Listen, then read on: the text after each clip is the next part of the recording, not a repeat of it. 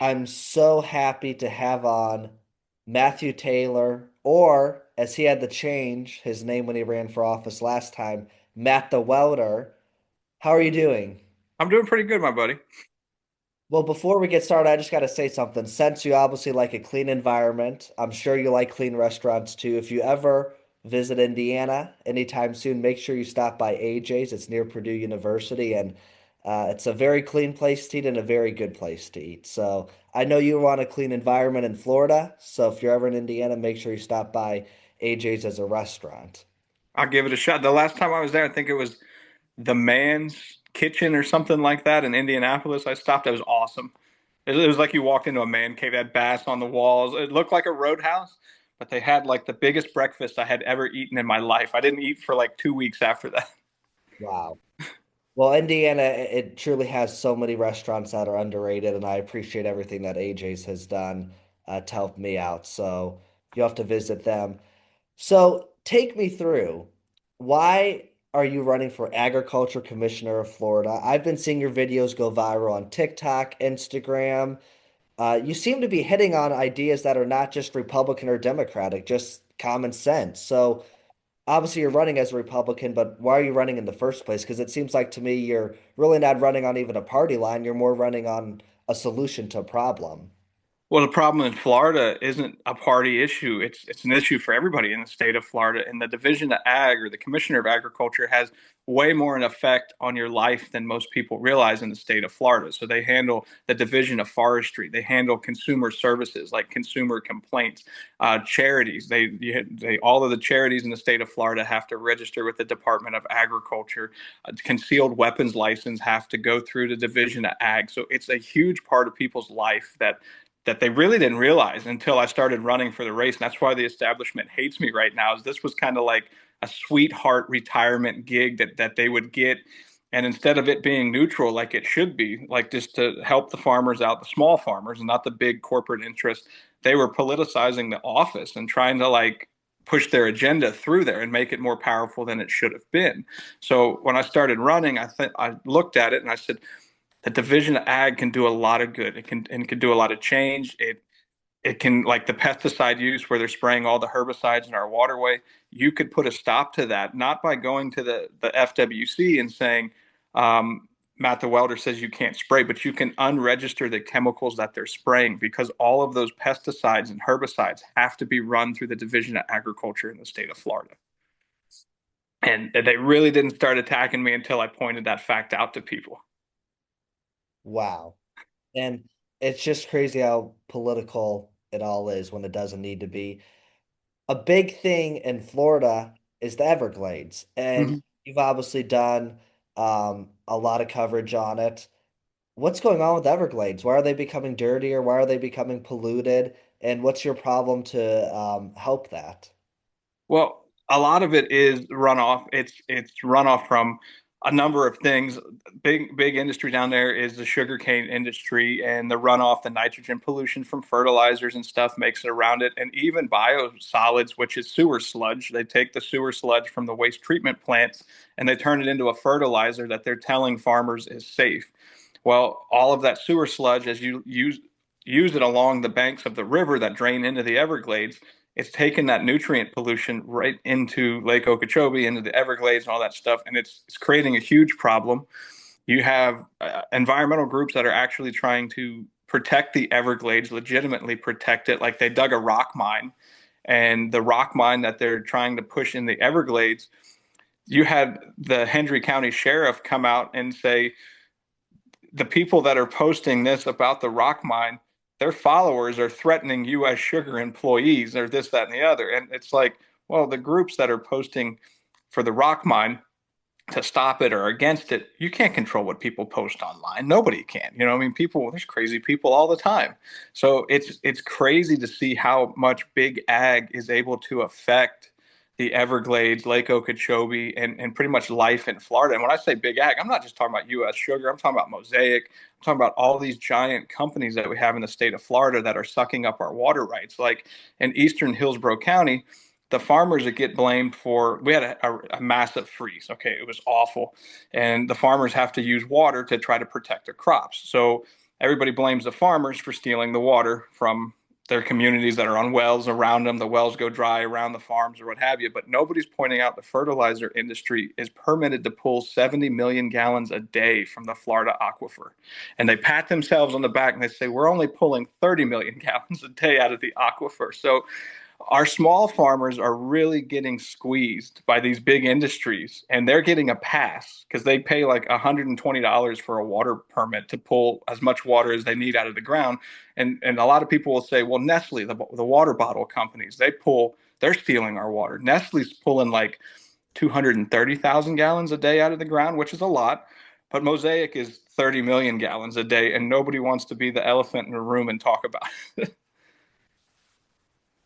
Just incredible. And it seems like, if I wasn't interviewing you, I wouldn't know about it. And I might live in Indiana, but this is probably happening in Indiana too.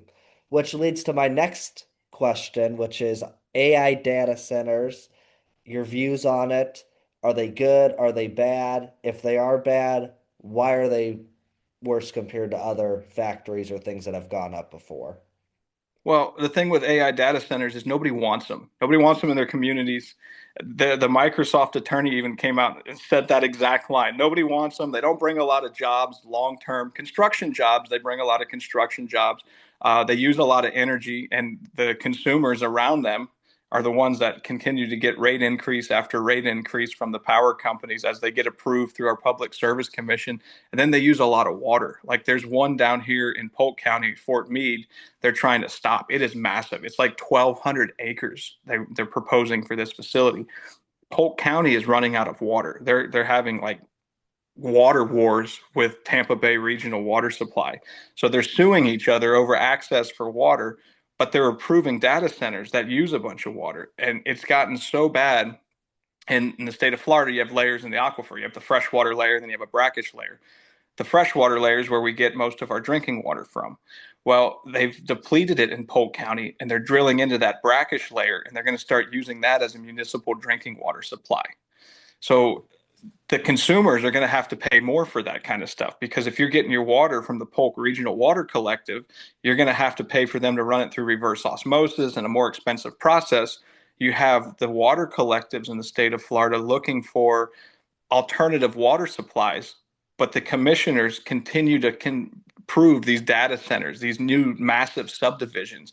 And you look at the agriculture industry, and a lot of times they get the blame for robbing the water for their crops and stuff like that, when in actuality, it's all the new developments, all the new data centers, and nobody wants to say no in the state of Florida because we literally have laws that the developers will use to sue county commissions and counties into getting their way, and the taxpayers will have to pay millions of dollars out if they don't get their way. Wow. Just I know the same thing is happening in a lot of Midwest states. So that's why, even though you're running for agriculture commissioner a couple states away from me, it's the exact same problems I feel like all over the country. And I'm sure in other countries as well. My last question was, and this is kind of, I don't want to say a fun one, but I'm very interested in it. What corporations are doing the most pollution in Florida or in the United States of America, would you say? There's a lot, but what comes to the top of your head? In Florida, it's the fertilizer industry, the phosphate industry. So especially down in central Florida. So you have phosphate mining up in Hamilton County, but the waste that they generate, which is called phosphogypsum, it's not as radioactive. So the EPA allows them to use it for other things. They put it in gypsum board. They can use it in peanuts to harden the shells. But the stuff in Central Florida, it's geographically it's different, where it has higher amounts of radioactivity to it. So they can't use it, and they have to stack it in like these 200-foot tall, what they call gyp stacks. Well, what a gyp stack is, it's like a giant levee. It's like a giant holding pond, and you've had the same fertilizer plant in 1994. They had a sinkhole. All of that radioactive waste with heavy metals and stuff in it went down into our drinking water in our aquifer. And then in 2014, the same facility, sinkhole, all the stuff went in the aquifer. If they're not having sinkholes, the leftover stacks from fertilizer companies that are out of business, like Piney Point, they had a bad spill. It caused red tide up and down the coast, where that harmed all of the fishing industry, the tourist industry. You don't have people want to come to Florida when there's dead fish up and down the beach. The fishermen, their livelihood is ruined. And when they turned around and sued the fertilizer industry and the biggest company that had a spill, the company's attorneys argued the fishermen don't have any damages because they don't own the fish. And we even now have like our local municipalities, they're releasing treated sewage into our waterways, which is feeding into the red tide, into the algae blooms and stuff. So it's a combination of everything. It's not so much like I point out Mosaic a lot or what have you, because when they have a spill or they have a release, it's always bad. There's never a little one with them. But you have all these industries up, or these municipalities up and down the coast that are releasing their treated sewage in our waterway. And when you start to look, everybody blames global warming for the bleaching of the coral. Okay. Well, there's studies out there that say coral and clean water bleach at higher temperatures than coral and dirty water. So if you're putting a bunch of nutrients out there in the ocean that is like treated sewage, the coral are going to bleach at a lower temperature. But nobody really talks about that. They always point to global warming. I never thought of that, but that makes a lot of sense. It stresses the coral out when they're in dirty water like that. So, and you have, it's funny, the only other person that was able to like know that was a plumber. Wow. In Incredible. So all the people that have all these degrees, and there's a lot of smart people at Ivy League schools and at all schools. I go to Purdue, a great university with great scientists. Neil Armstrong walked on the moon. But all these people that have all these PhDs have never talked about this. That's fascinating to me. And then they call out people if they don't have a degree like them and say, "No, you have no opinion on this." I've always found that really weird. Part of science is like talking to everybody, I feel. Yeah. I'm not trying to give my opinion, but I feel like talking Well, to everybody in different industries is a big part of science, not just your background. You can use your background to ask hard questions, but so like you said, when you inquire with everybody, a lot of it goes to like Monsanto's. It was proven that they had an article written that said glyphosate wasn't causing cancer. Well, it turns out it was ghost written by Monsanto's employees, and they had somebody with a PhD that they paid to sign their name to it. The journal that wrote it retracted it once they figured that out. So just because you have a degree doesn't make you honest. And when you have the guys without a degree, I went with a fisherman up in Alachua County out on the lake, and he scoops up hydrilla. And he said, the FWC is spraying these herbicides in our waterway, and it's killing the top of the hydrilla. And as he pulled it out, he goes, but the bottom is still green. Well, when I got to researching that, looking at that, because it was interesting to me. Basically, what he said in the most simplest term is hydrilla is starting to become resistant to pesticides or the herbicides that they're using. And the most effective herbicide that they had to combat hydrilla, one of the invasive weeds that they're spraying for in our waterways, the most effective herbicide they had, the hydrilla became resistant to it. So you have a fisherman who spends pretty much, and when I say fisherman, he's a bait shop fisherman. He spends most of his life out on the water, and he knew exactly what was happening, that the pesticides weren't working. And then you look at like citrus greening. It's not just a Florida problem. And now it's wiped out like 90% of our orange industry or our citrus industry in the state, but it's also in California. Just recently, I seen there was an orange nursery or citrus nursery out there in California. They destroyed 32,000 trees because they found the insect that carries the greening. Well, the insect that carries the greening is the Asian citrus psyllid, and it too is resistant to pesticides. And it's not just a United States thing. They're having it in Brazil as well. It's wiped out like 40% of their citrus industry. And in Brazil, they said we're going to increase pesticide treatments. We're going to kick it up 46 treatments a year to be spraying on the fruit, which can't be great if you're eating the fruit. But they increased it 46 pesticide treatments a year, and they figured out that insect reproduces so quickly, it's hard to kill it. It's resilient to pesticides. So sometimes the chemicals that they're spraying that have been developed in labs aren't working in the real world. Crazy. Wow. And then my last thing on climate, before I ask you where people can find out more about you, where to follow you at, your website, and all that fun stuff, is how do you feel about cryptocurrency, Bitcoin, and the data centers going up? Are they just as bad in your opinion?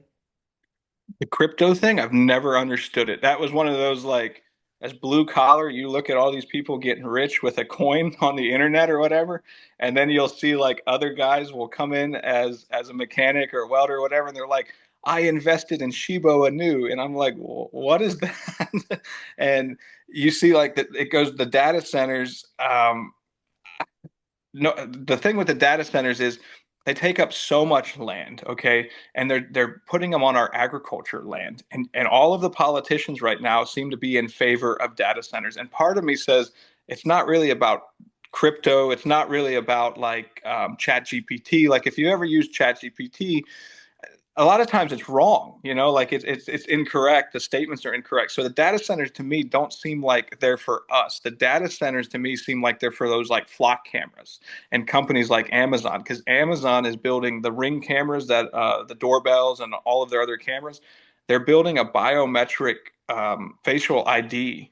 That's going to need a lot of servers. That's going to eat up a lot of data. You're going to need a place to store all of that information because what they're doing with the Ring is they're collecting everybody's faces in your neighborhood. Even the mailman is getting his face picked up on Amazon cameras. And Amazon's working with flock cameras. And flock cameras, they're those little black boxes. I'm sure you got them in Indiana. They're in every Lowe's, every racetrack gasoline, and municipalities are paying for them.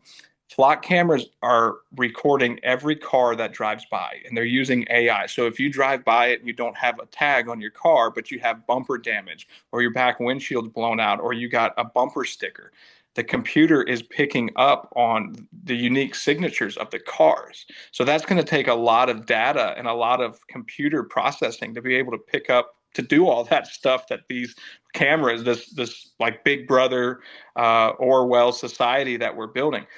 I don't think the data centers are for us. I don't think the data centers are for our benefit.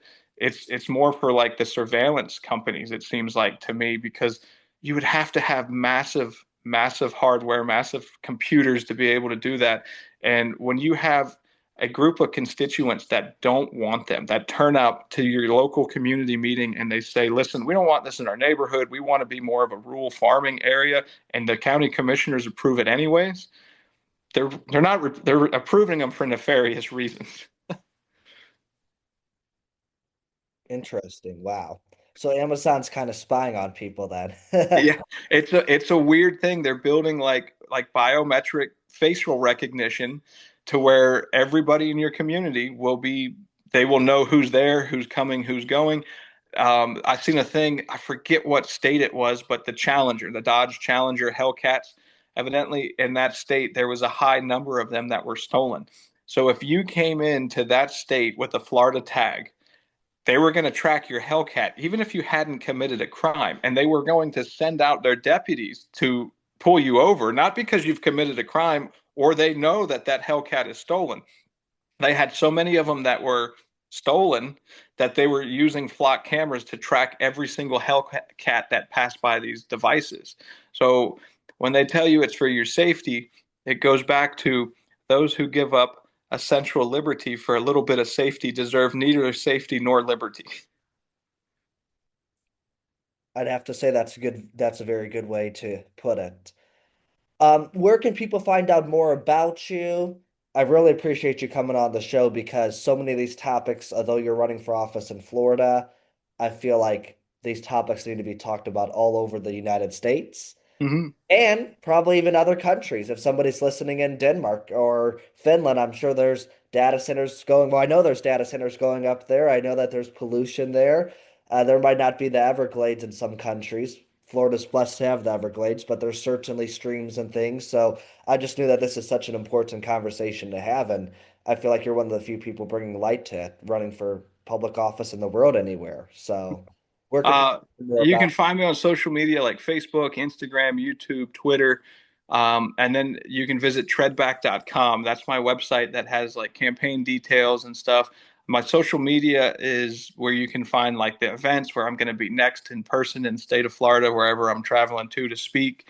And like the only real like social media stuff I'm not on, like I'm on TikTok, but I'm not on like the smaller sites like True Social and stuff like that because some of the platforms I just don't understand how they work.